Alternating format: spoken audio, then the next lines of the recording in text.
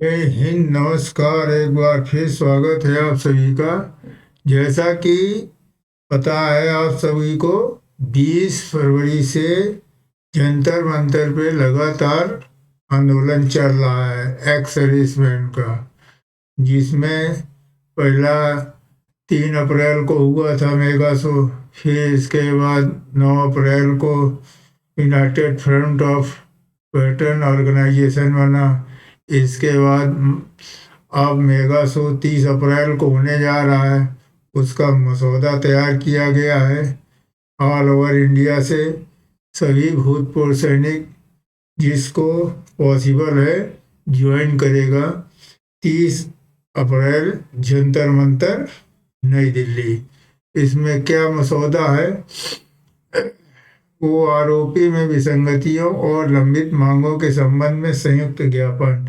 सिपाही से लेके ऑनरी कमीशन ऑफिसर रैंक तक के सैनिकों का पिछले 10 वर्षों से चली आ रही विधि सम्मत लेजिटिमेट्स ड्यूज मांगों को सरकार द्वारा नजरअंदाज किए जाने पे OROP 1 OROP 2 का हिस्सा कमीशन अधिकारी वर्ग द्वारा ले जाने से देश में जवान NCO JCO वर्ग के करीब 37 लाख पूर्व सैनिक फैमिली पेंशनर नाराज हैं।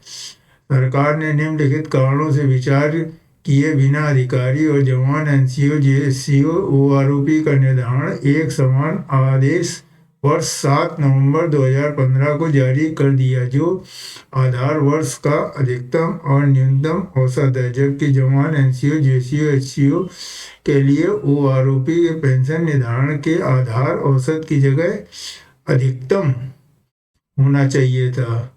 अलग अलग सेवा शर्तों के कारण अधिकारी 57 से 62 साल की उम्र तक सेवा करते हैं और इसके अतिरिक्त उन्हें सेना में 4 साल का पुनर्नियोजित रीएम्प्लॉयमेंट विकल्प दिया जाता है, जबकि जवान NCO को 35 से 40 वर्ष के, JCO HCO को 45 से 50 वर्ष की उम्र के बाद जबरन डिस्चार्ज कर दिए जाते हैं। ये मसौदा तैयार किया गया है, उसके पॉइंट्स मैं बता रहा हूँ।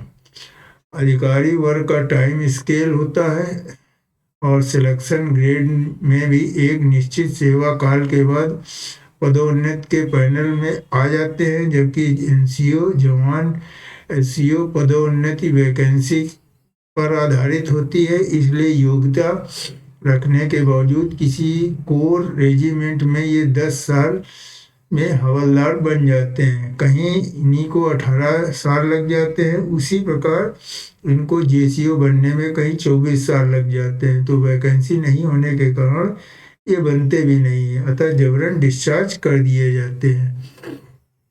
अब ग्रुप Z और ग्रुप Y में शामिल किया है, इसमें जवान NCO JCO की न्यूनतम कम रह गया है, जबकि अधिकारी वर्ग में इस तरह का कोई ग्रुप नहीं है। अतः निवेदन है, भारत सरकार करीब 2 करोड़ पूर्व सैनिकों, फैमिली पेंशनर, इनके आश्रित सहित निम्नलिखित मांगों को स्वीकार कर इन वर्गों का साधुवाद ग्रहण करें।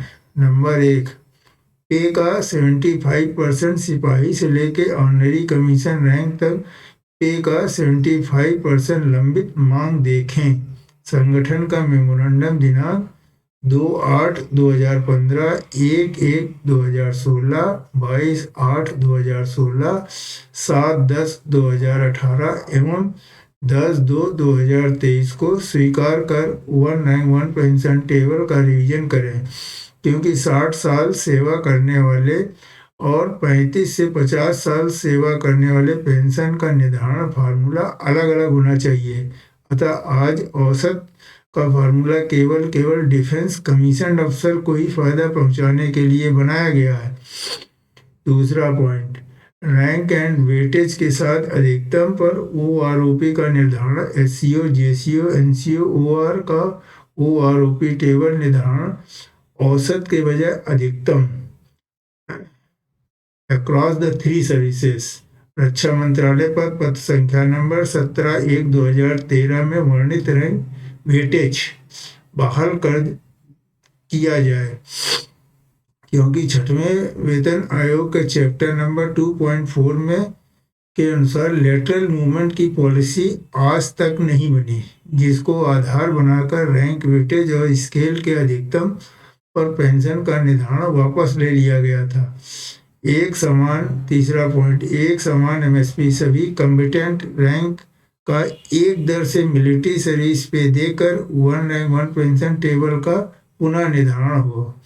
चौथा पॉइंट, पे मैट्रिक्स में न्यूनतम पे निर्धारण 3 का गुणक संविधान के आर्टिकल 38 के अवलोकन में सिपाही से लेके ऑनरी कमीशन रैंक तक पे मैट्रिक्स का गुणन 3 से किया जाए, जैसा कि संगठन में 1/1/2016 के ज्ञापन में मांग किया था।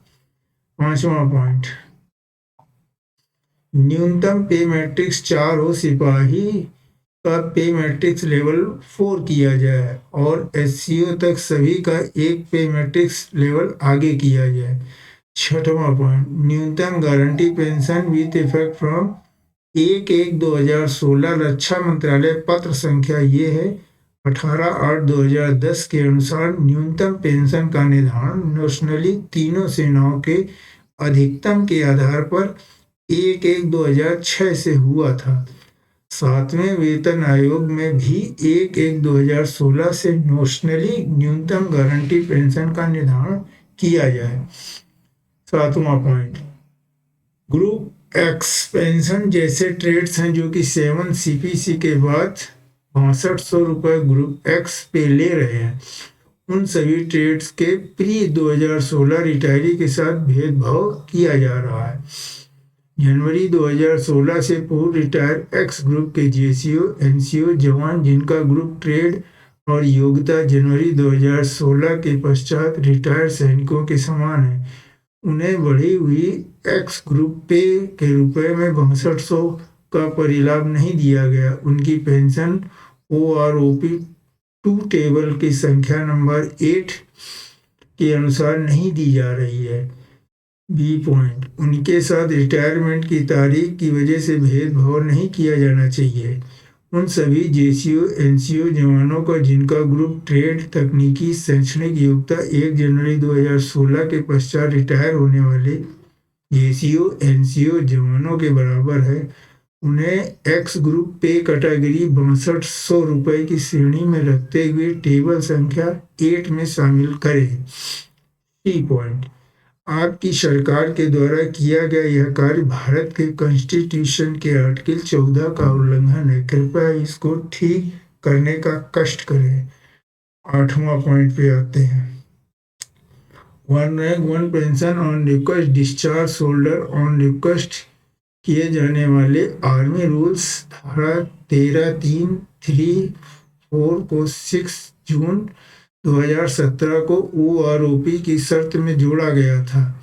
अन्य 2 धाराओं के सुधार भी इसी तारीख को किया गया था। देखें department of ex serviceman welfare पत्र संख्या नंबर ये 6 जून 2017 का है, इसलिए 6 जून 2017 से पहले पेंशन जाने वाले सभी को OROP का लाभ दिया जाए।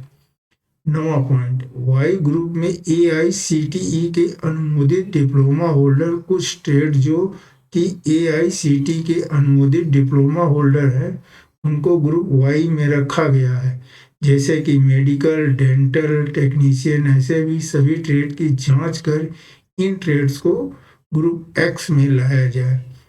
10वां पॉइंट, डिस्चार्ज के बाद प्रधान ऑनरी रैंक डिस्चार्ज जाने के बाद अवार्ड किए गए honorary sub major, honorary lieutenant, honorary captain सहित सभी ऑनरी रैंक को स्थायी रैंक के बराबर पेंशन दी जाए।